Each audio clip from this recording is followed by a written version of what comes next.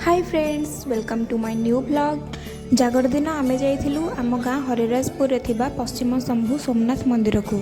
सेठी पहुँची भोग दुकान रु भोग एवं दीप किणी आमे मंदिर भितर को गलु। प्रथमे आमे जाइथिलु आमर पोखरी को गोड़ धोइबा पई। आम सोमनाथ मंदिर रे जो नील पोखरीटी रही तार बहुत महिमा अच्छी। लोक मैंने कहते कि कहार किछि रोग होइथिले कि ज्वर छाड़ू नथिले एई पोखरी आसी स्नान कले से मैंने तांको समस्त रोगरू आरोग्य लाभ करती। पोखरी रे बहुत गुड़े माछ थिले, से मैंने खेलुथिले तो से मानको देखिबा को बहुत भल लागुथिला। तेणु लोक मैंने ठिया होइकि से मानको देखुथिले एवं खाइबा को भी दउथिले।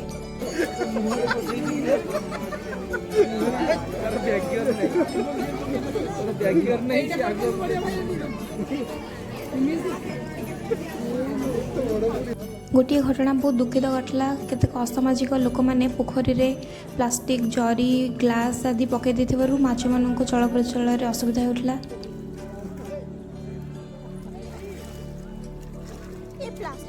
दीपक जाइकी माछ मानक हेल्प करबा ट्राई करथला। गोटे दुईटा माछ से प्लास्टिक ग्लास रे पसिकी बाहरी पार नथले, जने भाई जाई ताकू बाहर करथले। मंदिर से दिन बहुत गहली थिला। मंदिर रे एते धाड़ी थिला जे धाड़ीटा पूरा मंदिर चारिपटे ही बुली जाइथिला। तो आमे बाहर दीप लगेलु, भोग कलु।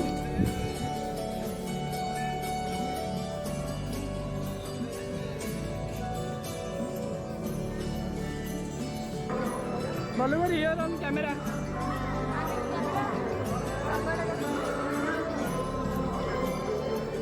तू भी आसिबु भगरा भग रहबा।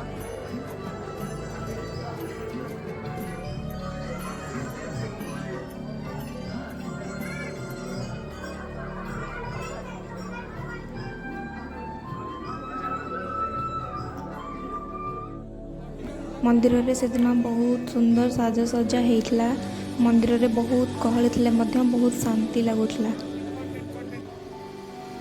गाँ मंदिर रु फेरिबा परे आमे जाइथिलु जटणी रे थिबा बालंकेश्वर मंदिर दर्शन करबा पई।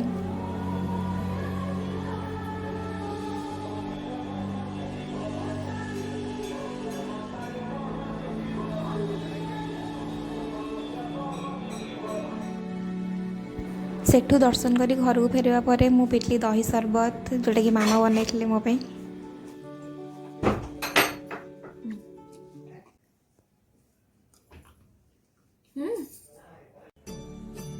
संध्यारे मो मामा और मो भौणी जाइथिलु मंदिर दीप लगेकी बसलु। महादीप उठ सारा परे आमे घर को फेरलु।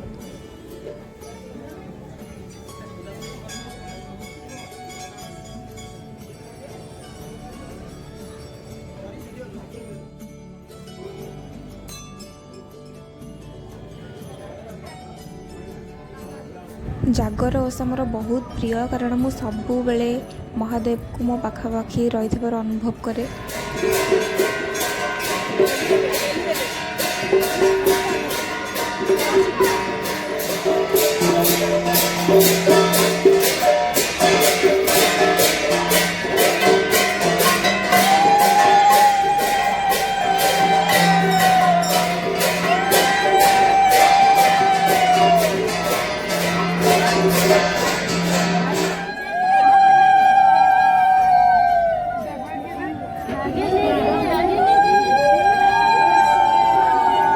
So friends, thanks for watching.